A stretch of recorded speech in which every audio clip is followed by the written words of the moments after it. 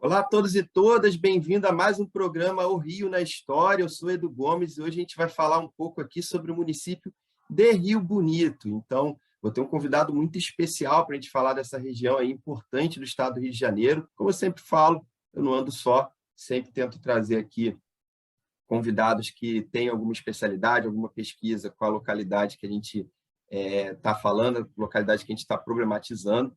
Hoje eu vou ter o prazer de receber ele, o Rui Aniceto Fernandes, que é professor da UERJ.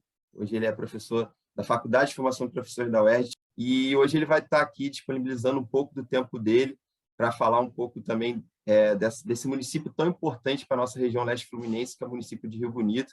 Então, já trazendo o Rui aqui para a nossa conversa. Rui, primeiramente, muito obrigado assim, pelo seu aceite. Sei da correria que é a sua trajetória profissional, acadêmica, mesmo assim você está aqui um pouco com a gente. Obrigado e seja muito bem-vindo aqui ao Rio na História.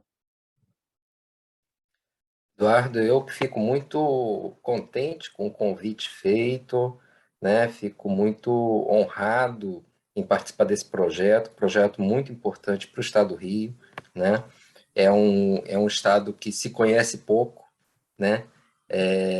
E essa iniciativa do projeto de vocês faz com que os fluminenses possam conhecer um Rio para além do Rio, né? O Rio para além da cidade, para além da capital, né? Então eu fico muito contente, fico honrado, espero aí poder colaborar contando um pouquinho dessas histórias de Rio Bonito, né? Onde que fica Rio Bonito? Naquele momento que a gente estava ali desenvolvendo esse trabalho, foi muito interessante porque Rio Bonito deixou de fazer parte da região das Baixadas Litorâneas e foi incorporada à região metropolitana do Rio de Janeiro, né?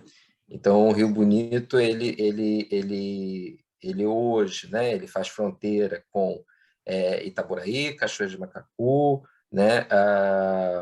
Silva Jardim, né? Ele está ali no meio do caminho, né? É um dos pontos ali que está indo para, entre a região metropolitana e as antigas baixadas litorâneas, indo em direção à região dos lagos também, que você tem uma parte de Rio Bonito que faz ali fronteira com Rio, com Saquarema, Araruama, né? Com aquela região, né? Então, Rio Bonito, ele hoje faz parte da região metropolitana, ele faz parte dessa região ainda um tanto indefinida, né? De acordo com que vai variar de acordo com os critérios de cada estudioso aí do chamado leste fluminense, né? Em alguns casos, né?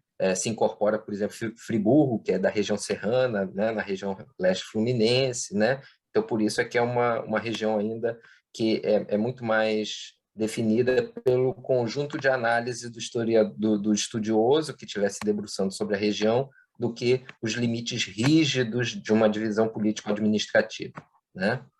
Então, Rio Bonito incorporada nessa região, né? Ainda né, um lugar de feições interioranas, né, um município que não chega, pelos dados do último censo, né, a 60 mil habitantes, era por volta de 56, 57 mil habitantes no último levantamento. Hoje, é muito provável que essa população já tenha aumentado, mas aí a gente ainda aguarda os dados efetivos desse censo, né? Mas é um município que tem uma história que remonta, né, aos processos de colonização da capitania do Rio de Janeiro, né? A sua história vai remontar lá, pelo menos até o século XVIII.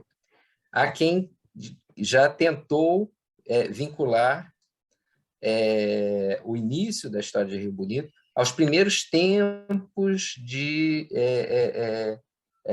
colonização, né? A época da chegada dos portugueses aqui na América, né? Nessas terras aqui que depois foram chamadas de Brasil, né? Mas o processo de ocupação efetivo a gente tem de ocupação colonial, né? De ocupação portuguesa. A gente tem a partir aí do século XVIII para cá. Continue acompanhando o Rio na História, né? A gente tenta, nessa lógica de fazer um diálogo com a história pública, de trazer no veículo de comunicação um pouco da história de locais que são importantes terem espaços para serem falados, serem debatidos. Então, esse é um pouco do nosso objetivo. Não deixem de acompanhar o nosso programa, divulgar, compartilhar, porque é um pouco isso que é para vocês que a gente vai trazer sempre essa perspectiva mais crítica, sempre com profundidade, mas também com leveza, para referendar essas identidades que não podem ser perdidas de maneira alguma. Então, um grande abraço, até a próxima.